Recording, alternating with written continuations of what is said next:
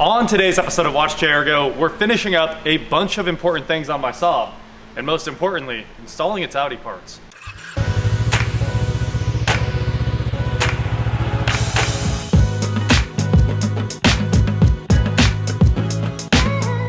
What is going on, guys? I am Watch Aero, and I know it sounds weird, but we are going to use an Audi part to hopefully fix my SAAB 9.5 Aero today. And we're gonna fix something else that you guys were really worried about in the comments over probably every single video where the SAAB's ever been shown. Hundreds of comments about the tent. You can see it's already done, but we're gonna go back in time and show you guys actually getting this done. And we're gonna fix some other things around here, and we're gonna install Audi parts on the SAAB. Now, there's some residue on this after the tinter left. So after we time travel, we'll head back to now, get this thing cleaned up. I've got the steamer all warmed up and I got a good start. Coming right off with the steam, so I'm going to show you guys pulling this off. You got to let the steam rest for quite a while, and then all of a sudden the adhesive will just start giving up like that.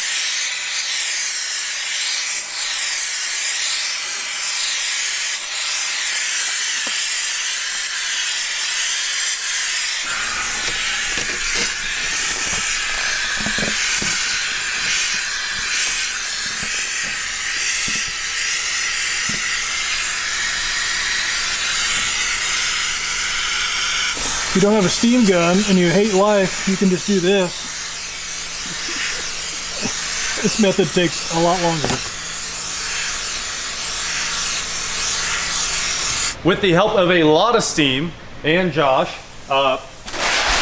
did that side, one of them with the razor blade. I did all the rest with the steam because the steam's really fast, but we have all the purple tint off the SAAB except for the back window.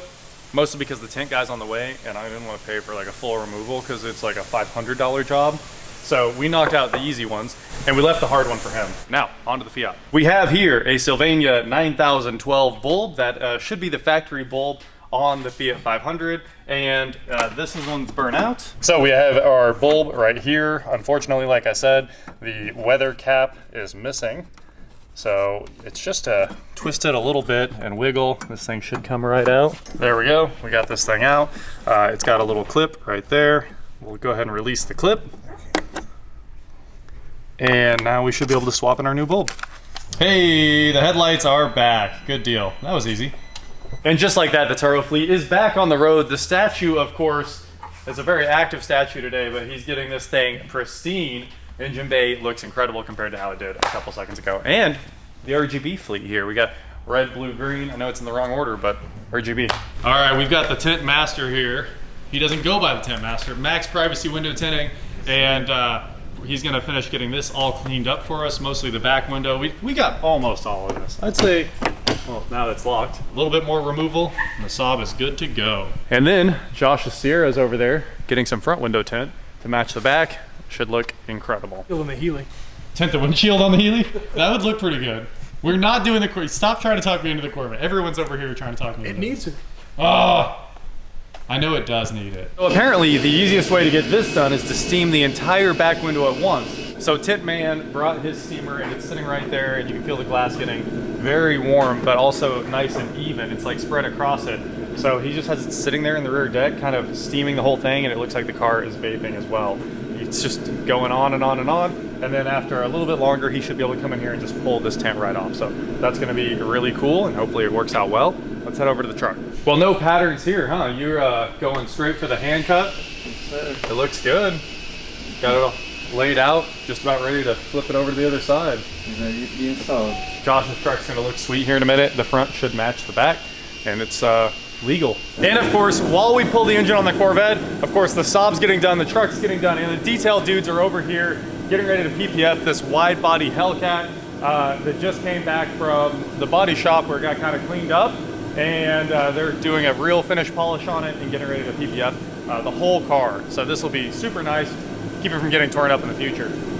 Anyway, a lot going on here. Quite a few streaks left on it with all the adhesive remover and all that fun stuff, so. There we go. Now it looks better. And just like that, the windows are clean. We went over all the glass. There's still a little bit of a layer of dust on the car, but it's looking all right. The back window is looking much better. Obviously, there's no bubbly tint back here anymore, which is what you guys really wanted, all of us, I would say. And now you can see through the 9.5, so you can see the Star Wars droids there. And it's time to fix the last thing on this car today. The passenger headlights started being flaky. Now, if you turn it off and back on a few times, they're real HIDs, it'll come back to life, which does make me think it's a ballast, so I ordered one. Let's get this thing open, take it apart, and take a look at the ballast that I bought from an Audi A3. I don't have them on. Okay, yeah, still just the left. Just the driver one, yeah, and then that one's... All right, let's get to work. I think this is a T25. A T20 fits very loosely, but a T30 is way too big. Obviously, it works just fine though. Put that in the screw holder.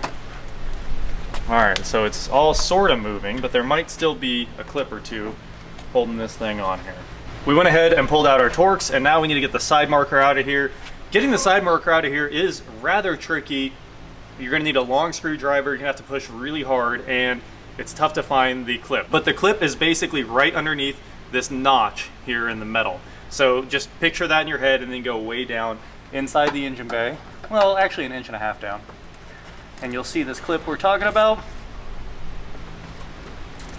That's it. I think we got it. Hey. So this should just kind of slide out of here. Now that we've got this here, you can twist this bulb out, I think. There it goes. All right, so that's out of the way. Now we should have a 10 right there. And I think that's it to get this whole assembly out of here. Just that bolt. So let's grab a 10 and rip this thing out. And you do need to pop out the side grille by the headlight. I pulled just straight on this one and it came right out. It does take quite a bit of force, and I think you do need to pull down and out like that. Seems like the best way to get that done. And I dropped my 10, but there's one more bolt right here. There's our last bolt, I hope. Let's try to get this whole assembly out again. I think we're making progress.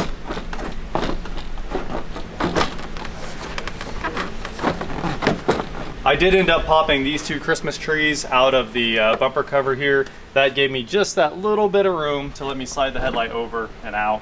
That's really all there is to it. And now we need to get this connector off of here. Once we get that, we'll be able to pull the entire assembly out, and the HID ballast, which is what we're actually here to replace, is on the bottom.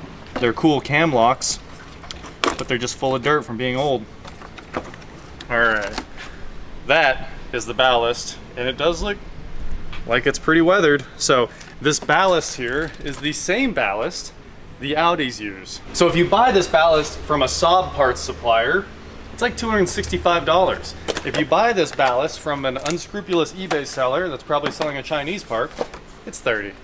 And I'll take the 30 any day and replace it almost, 8 times before I spend $265 on the same module. So I'm sure this should fix it as long as it is the ballast, but I do think it is the ballast because the light's intermittent, and when it does finally come on, the bulb works fine. So kind of doubt it's the bulb. If it is the bulb, you need a D1S. Actually, I'll show it to you guys. Here's a D1S. You don't really see D1Ss anymore because it's pretty dead tech, but big old gigantic bulb. The igniter is in the back of this thing, hence why it's gigantic, and it has these multi-wire harnesses going to it. And then what's really cool, the SAABs, they only use one bulb for the high beam here, and most people that do that use a motor. The SAABs use a solenoid, so when you go to high, you can always hear it on your car. It's like click, click, click, and internally, I doubt you can see it. Oh, you kind of can. You see the shutter move. That shutter is, it's literally changing the light angle inside the lens to kick you up to high beam. So just one bulb, and that kept them from having to put in 2 HIDs. It's like plastic in here making noise though. I wonder what that is. Hey, somebody changed the bulb before and left the glass in the housing. You can literally look inside that thing and see the shutter. Oh well, she's getting a new ballast, and we'll run and grab a new bulb. I used to have a ton of spares because I love BMWs. So BMW ran these for a lot of years. We can grab a new one at O'Reilly's now that you've got the screws out of this. 6 little T20s, just kind of pry it loose. Should just come right up like that. It is sealed in there pretty well. Should be, you hope. There's a clip here that goes to the actual HID. I think that's all that needed. Was just flipped over and then wiggled, And then there's a clip here, of course, on the main power connector to the ballast. So I'm gonna go ahead and plug in my 2 connectors. That one pops on. This one is actually a bit harder because it's all high voltage stuff. I know it's hard to, I mean, you can't see what I'm doing, but there's really not a great way to show you because they didn't put any slack in these wires. So that's it.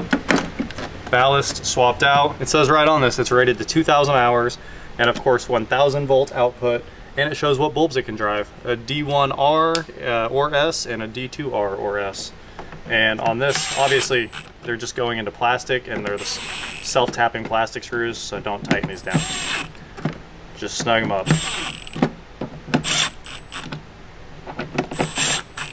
2 notes. The Cayenne has a perfect D1S holder. It actually makes sure the bulb doesn't move as you're driving, which I thought was pretty awesome.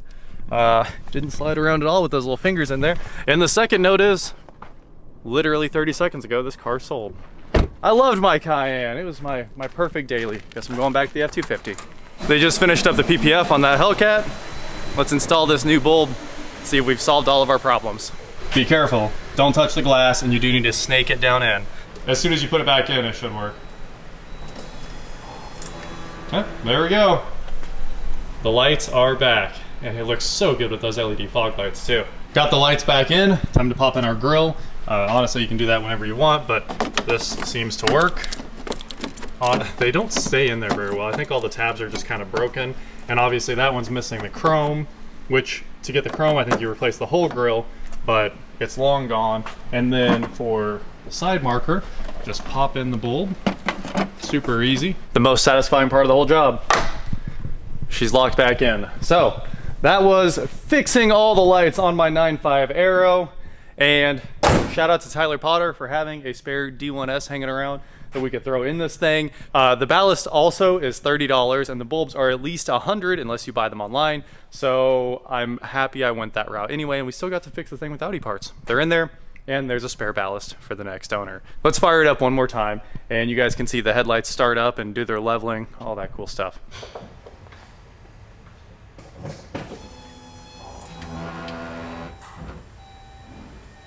So we're all good. The 9.5 is ready to head back out on some night missions, and you got to see how to do both. You got to see how to change the bulb on both sides and how to take out the headlight housing and change the ballast. It just pops right back in on the bottom of this. And I'll throw links to everything in the description below if you need to pick up the parts. That is it for today, guys. Thank you so much for watching. Don't forget to head on over to shop.watchjrgo.com for cool shirts, not like this. And please like, share, subscribe, do whatever you want to do, and I will talk to you next time. I think we fixed just about everything on this car now, which means it's about time for it to leave.